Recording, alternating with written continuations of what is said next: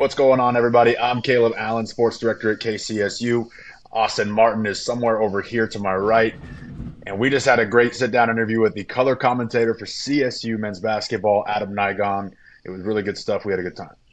Yeah, now here's a guy that just knows a lot about this Colorado State men's basketball team, and we picked his brain about his career, broadcasting and playing, and we talked about this upcoming Mountain West Conference tournament. Top of the key, drives left to the lane, kick out, three ball, Nigon. You bet. The paint the other way, kick out, Nigon. Another three ball, and the answer. Three ball, Nigon again. Count another. Bounces Nigon, left wing three ball. Good. Another three ball. It's good. Adam Nigon is in fuego. What's up, everybody? I'm Austin Martin with KCSU, and I'm with Kaleb Allen, and I have a very special guest today. This man has been the color commentator for the Colorado State Rams for 8 years. He's a former walk-on player for the Rams, 8th all-time in games played, tied for 3rd most in three-pointers made in a game against Wyoming. Let's go, baby. 5th all-time in program history in steals, and the host of It's Your Boy on the TikTok series, where he gives a pre-game breakdown of all CSU men's basketball games. If you haven't checked it out, go give it a listen. It's a good insight on a lot of these games for CSU. This is everybody's boy, Adam Nigon. Thank you for coming on, man. How we doing? Wow, I didn't know you were going to gas me up so hard, man. Let's go, what's baby. my Wikipedia say? Is that top to bottom, dude? I don't know. Yeah. That's pretty good, dude. That's pretty cool, man. Yeah, I used to kick it around a little bit. I don't know. A lot of people, I've been around so long, I don't know. A lot of people who are around long enough know I played. But, yeah, man, I actually finished my career top 3 in games played. So 8th now, I'm losing steam, and 5th year, whatever. But, yeah, man, pretty cool stuff. How are you guys doing, man? Thanks for having me on. No, we're good, man. We're out in Vegas just watching a lot of these games for the women's, and then we're waiting for the men's, too. The women's game, they got a UNLV today, so it's a big game for the Lady Rams, so. Yeah, they set the stage for us, dude, I guess. We get a win and keep moving, man. Survive and advance. All right, so I want to get into a little bit about you, Adam. And also, so you're from Broomfield. Kaleb wanted to bring that up. I didn't realize until when I was doing my stuff. You are from Broomfield High School.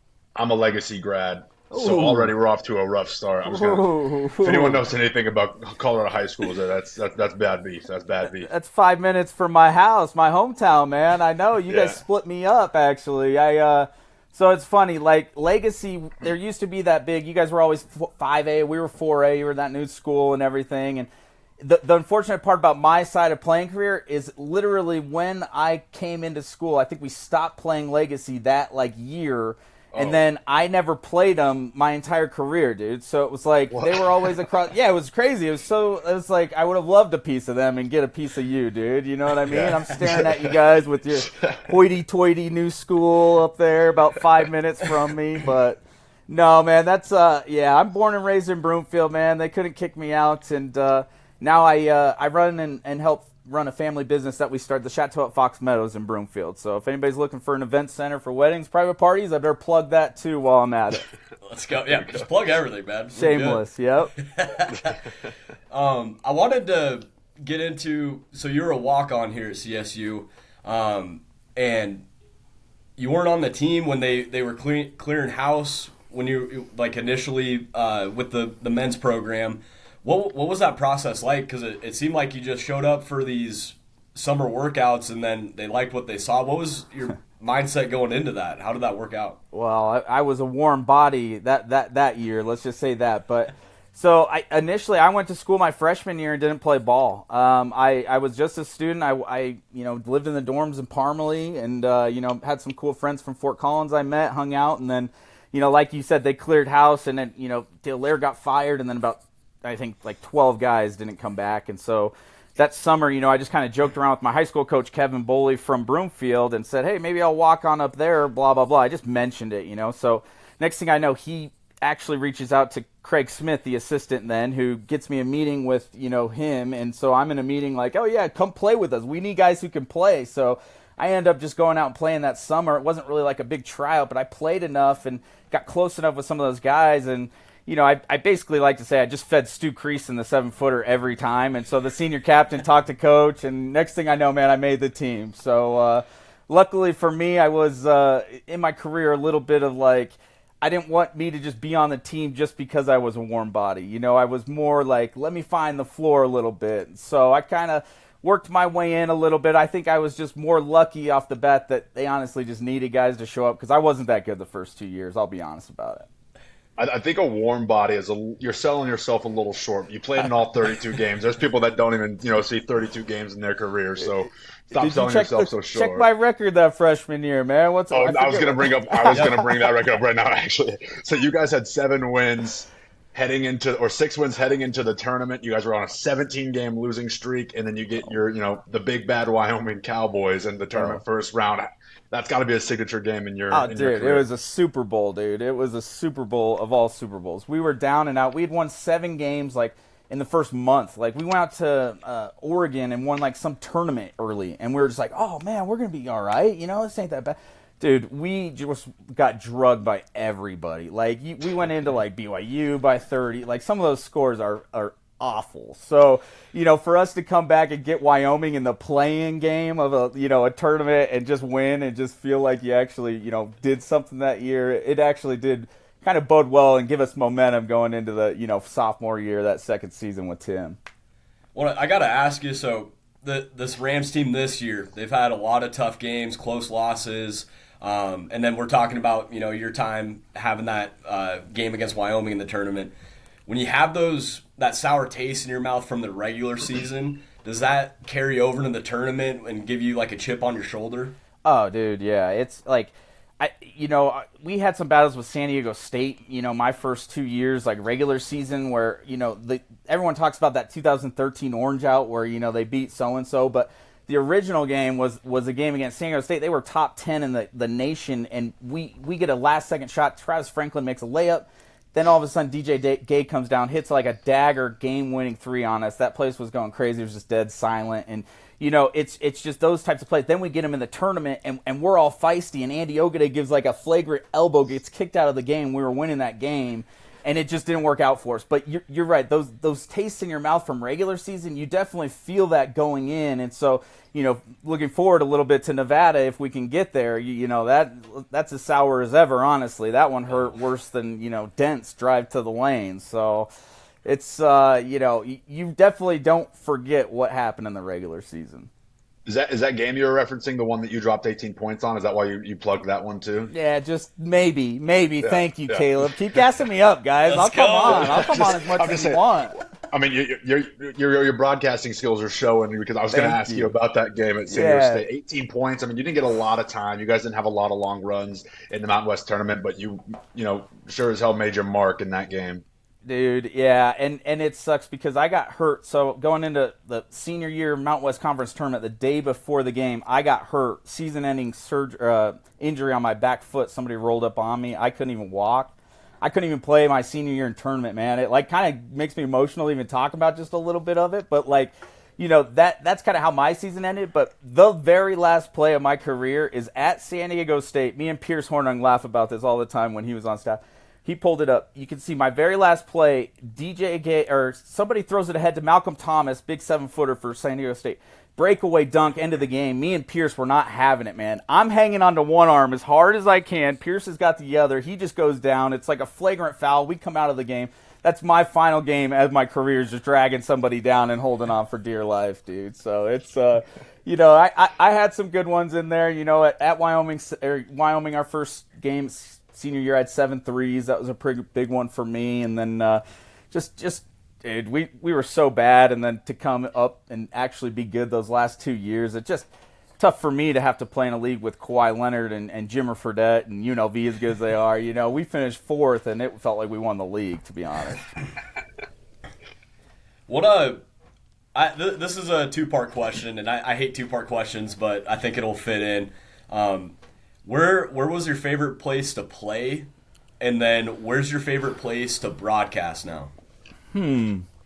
So my favorite place to probably play, I didn't really like to play very many places. I played in front of so many tough environments. Like San Diego State was sold out. BYU was in our conference, and they were like as big as the Pepsi Center when I was there, dude. It was like bench seating. They'd pack it in. So like that was probably my favorite place to play, just because you knew that was going to be like crazy as atmosphere. Like they're like the nicest people after the games. They just drug you by 30 and they're shaking your hand saying, "Thanks for playing us. Thanks for coming out." And like I liked playing there because our senior year, we had them on the ropes a little bit. So it was like one of those games where we felt like we kind of had them. And so I liked playing there the most. Broadcasting, gosh, there's a lot of different ones. I mean, Coloogne's cool because it's on, the Air Force Academy down there and stuff. So that's just fresh in my mind. I will say UNLV is probably the worst, just to say that, as they stick you so far up in that 100 suite level. I saw that. Yeah, oh, dude, it's awful, man, and it's you got to get used to it because it is what it is. But yeah, I would say I like being at the ones that put me on the floor. So I'm just going to say like San Diego State broadcasting, just because we've had a couple of crazy ones there too. How did you get into broadcasting? Was that something you always knew you wanted to do in school, or is that an opportunity that kind of came up to you a few years back? Well, it's I feel bad for people who are really trying to make it in this game as hard as they are, because it was like Jerry Schimmel broadcasted my sophomore year worth of games by himself with another color analyst randomly, and he got reached out to by Danny Belinsky, who ran Learfield when I was not there, but after I left, and he talked to her, and she's like, "Hey, do you know anybody randomly?" And I hadn't talked to Jerry since my playing career. Reaches out to me through Facebook Messenger, and he's like, "Hey, they're thinking of a broadcaster. I thought of you." And I'm like, okay. And they're like, "Yeah, go up there, talk to him." So I talked to him, and they're just like, "Yeah, you'd be great. Let's do this." And I'm like, "Well, do you want me to actually do a game first, or actually show you something that I don't say is stupid, or you know what I mean?" Like it was just like, "Yeah, we'll throw you in there, we'll figure it out." So I think I'm very lucky to have a professional like Brian, who really is a great play-by-play professional, who he kind of helped me, guide me, and kind of coached me up, and then made sure I wasn't screwing things up for him and everything, the hard work he puts into it. Yeah, no. Over your time doing the broadcasting, what do you like the most about it now? What have you gained an appreciation for while doing it? So it's cool. It's like the first years I came back, I wasn't really too affiliated with anybody from the team. It was Larry Eustace. It was his group. I knew Pierce. I knew a couple random people, but it was so fresh to me and new that I was just kind of feeling my way. And Larry was didn't know me, didn't really like me, was kind of fiery. He spilled Diet Coke all over me in Jamaica, just threw it down right next to me and went everywhere. Doesn't even say sorry or anything, just like. I really kind of went in head first, and that helped me, I think, not having somebody I knew right away, because I had to figure my stuff out pretty quick. I had to not ask dumb questions, or Larry was really gonna he called me out a couple times, like, "No, that's not true, you're wrong," and so me and Brian would look at each other like, it wasn't that bad, you didn't say something that stupid, or so I had to figure it out quick, and I think I was lucky to have Larry there. But, now that Nico's back and me and him have such kind of a close personal relationship, and then, Ali was actually at, Nebraska under Coach Miles when Coach Miles was there, who was my coach. And so I met him before he got to CSU. So, now just kind of having a personal relationship, it just makes broadcasting and my perspective and my expertise even better, because those guys, they don't shut me out. I don't certainly try and dig or try and, break news. That's not what I'm doing. I just want to know what's up, why they're doing it, why they're not doing it, and, shoot the crap with them. And, we're just boys. So that's what's kind of been the coolest part about getting back into it and having Medved, is it's just really just kind of been like I'm another guy on the staff with him. So another thing you do is the It's Your Boy videos. Hey. How did that come to life? Those are some of my favorite pieces of content on Dude, game. thank you. So I just got sick of doing so good at my notes and all these numbers I'm breaking down and all this stuff, and just only having it on the pregame show radio is my only spot to let people know. And I know the radio's a good medium, and I'm grateful for that. But I just wanted a way to kind of just put it out there in a shorter form. I know everybody can't stare at their phone or any piece of content for more than 10 seconds, so I try and keep it light and quick. And it was it's cool to see everybody kind of react to it because you're just putting yourself out there. I mean, I didn't know what I was doing the first couple videos, and so it's kind of turned into its whole thing, and it's been really fun to see the reactions. And the coolest part, I guess I'll say, is Isaiah's family came up to me after the one I did about Isaiah recently, and like that was like my longest, hardest. Like there's so much stuff I probably left out. Could have been a couple hours, but how cool was it for me? You know, I don't get paid extra to do that. So like his family came up to me and just they were so appreciative. They couldn't, you know, been nicer and thankful about it. So, you know, that kind of made it full circle for me for just like, you know, that's cool. I do that stuff, and you know, there's actual content within the content. You know, it's not just stupid pictures. I actually do put a lot of work into the numbers and research I do. And do you do all that by yourself? Or are those entirely an Adam Nigon production? It is. It's a production, my guy. Yeah, it really is, start to finish. So, you know, I you know, just kind of peruse through the stats. I kind of probably start there is how I find stuff, and then say, ooh, I want to do this, and then it's kind of like a Google search of like funny images maybe, and it's like I just try and keep it light and funny, and then kind of throw you in with some good hard hitting stats, you know. And so it is, man. It's been a grind figuring out some of these programs, though, man. I'm not very, you know, tech savvy, but I've certainly gotten better at it. So I got some questions about the Mountain West Conference tournament with the men's team. What do you feel like are going to be the keys to success for the Rams teams, or this Rams team, to find some wins? I mean, the easy answer is make a 3-point shot. I mean, you know, everybody's saying that. It's like we just can't, you know, figure it out. And I kind of broke down some of the numbers the other day. I'll hit you with some of them. Like, you know, we've only made 8 or more threes 6 times this year against Division I opponents. And so to put that in perspective, all the last year before that, we did it 12 times. The year before that, 16 times. The year before that, 18 times. The year before that, 15, 14. So this is the worst 3-point, you know, shooting team in Medved's history that he's had. And we weren't very bad to start the year, guys. We were December 1st, we were number 19 in the nation shooting the three. So, and now we've fallen all the way to 186 right now. And we're making, you know, a 3.5 less since then. And you feel it, you see it. And so it's like, some of these guys, man, I feel so bad because you can see it when they're passing up a great look for a shooter, when they're just like, I'll pass that extra pass, or I'm just going to drive, like you see Joe Palmer starting to do, which is great. You love to see it. But, you know, at some point as a shooter, man, you got to switch it on and say, don't leave me open. You know what I mean? Like, you messed up. I'm open. Here it goes. You know, you shouldn't have done that. And so I kind of want to see that kind of switch flipping a few of those guys where it's like, you know, that's your mistake. It's not, you know, I got to let it go now. And so I'm hoping that we flip that in tournament here and just find it, you know, one game, get like one of those guys to go crazy, and then it's, you know, it's going to spill over into everybody else. Yeah, you're a shooter yourself when you were in your playing days. What could that be attributed to? I mean, like you said, this is a team that was scoring 80 points a game. The three was there. It was opening lanes for driving.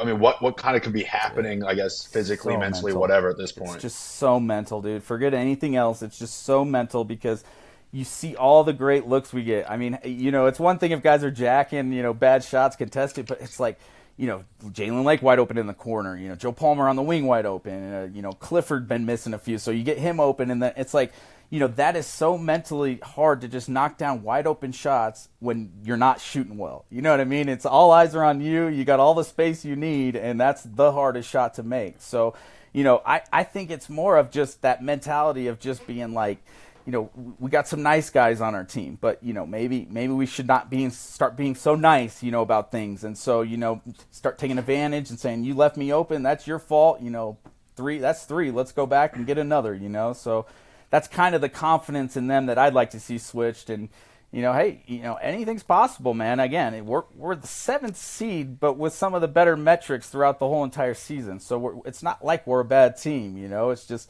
we've really got ourselves in a tough spot here playing in this first round of games.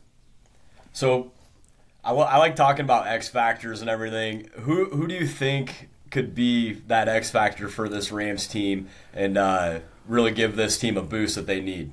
So, you know, we just talked about all the threes, but forget about all that. Rashawn Bemba, he's kind of the guy that is the X factor who's got to come in and provide minutes when Cartier and Scott kind of go out and kind of, you know, feel their way around, because Palmer's coming in and playing the 4. I don't know if you guys noticed that too. He's been really kind of taking advantage of when guys get too good a position. I like the way Palmer plays. He's tough. He gets to fronts a lot better, but at some point it's just size over size, and you get scored over the top. It's too easy. So a guy like Bemba, if he can come in and play a little bit longer and not kind of get some of those cheap hack fouls that he does, and he can really provide a big spark when our main guys are off the floor. And so that bench is a huge factor. And it's not just Bemba, but that bench is not very great. It's 224 in the NCAA in points this year out of 360, 370 teams. So, when we're good, our bench is great. And it's particularly when Bemba comes in and provides that spark at the 4 or 5. You mentioned the Rams kind of played themselves into a tough position playing on day one, playing on Wednesday. I mean, how tough do you think this road's going to be? I think it's a favorable side of the bracket that they kind of landed on. But you got to win 4 games in 4 days in the Mountain West, potentially a road game if you find UNLV at any point on that line. I mean, what's the road look like for the Rams? Well, and then you're looking at 3 quad 1 games, back to back to back, and the timings of them are a little funky too, where you play 1:30 one day, 6 the next, and then I think it's like a 9 o'clock game the following night. So it's like, then you got to go back, rebound, and play an afternoon game if you do make it to the championship. So, forget everything. You got to just forget about being healthy for all games. You got to handle San Jose State. You got to get to that Nevada game so you can get revenge on them. And then don't be surprised to see a couple of upsets. I mean, Utah State struggled beating Wyoming at Laramie a couple weeks ago. They needed every bit of that game to beat Wyoming. And so Jeff Linder is a great coach. He's going to make some adjustments. He doesn't quite have the pieces probably, but anything's possible this time of year, guys. And I'm really excited to get out there and come join you guys at the party, huh? Let's go. Where are we at tonight, man? Where's it at, huh? We're waiting until the end, right? My bad. Yeah, right. We're waiting until the end, right? That's right. And I just want to ask a straight up question: is this team going to be playing in the March Madness NCAA tournament? Yes. If they win tomorrow, yes, they're in for sure tomorrow. Or if they win tomorrow, if they don't win tomorrow, they're 90% in right now, but to have a bad loss against San Jose State is two something, in the nation, and it's going to be, everybody's going to be watching you and paying attention. It's just tough for me to as a guy that saw a CSU team that was 30 in 2015, had 27 wins, get left out of the tournament. I just can't trust that committee to kind of look at Colorado State and just put us in, as that, 5th, 6th team as good as some of these guys are playing, and not. Hopefully, you got to hope UNLV doesn't win the whole thing, because that'll really throw a wrench into some of these at-large bubble bids. Because are we a 7-bid league at that point? I mean, can you do that? You got to do something, and I just win that game and don't let them decide what happens. Dictate your own destiny. You got to make the decisions right now. You got to make it. How many teams with their resumes right now from the Mountain West? How many teams are playing in NCAAs? I think they're going to give us 6. I think it's just we've gotten so much hype that I 5 was for sure this year, but the 6 was the funny one, and I think 6 is in. I think we did do enough, and it's New Mexico that's kind of got to make a few big plays here, but I think we're in. Anything can happen here. So somebody, you see the Big Sky tournament. I don't know if you guys follow Northern Colorado. They lost. Eastern Washington, loses. They lose, and it's just like. Now somebody's going to win 3 seed or less in that league and go to the tournament. No, they're not even going to see the tournament. So, that's the stuff that can happen that just knock people out, And so if as long as, most favorites win, I think we get 6. Yeah, I think that's going to do it for us, man. I'm all out of questions, man. Thank you so much for coming on. Oh, yeah, dude. Give Adam Nigon a follow. Get all the TikToks. It's your boy, the breakdowns, the insight. Thank you so much for doing this, man. It was a pleasure talking to you. Oh, yeah, guys. Thanks for having me on, man. I appreciate it, dude. @Nigon_12 on Twitter and Adam the Hoops Analyst on TikTok. So check me out on TikTok while we still got it. Cheers, I guess.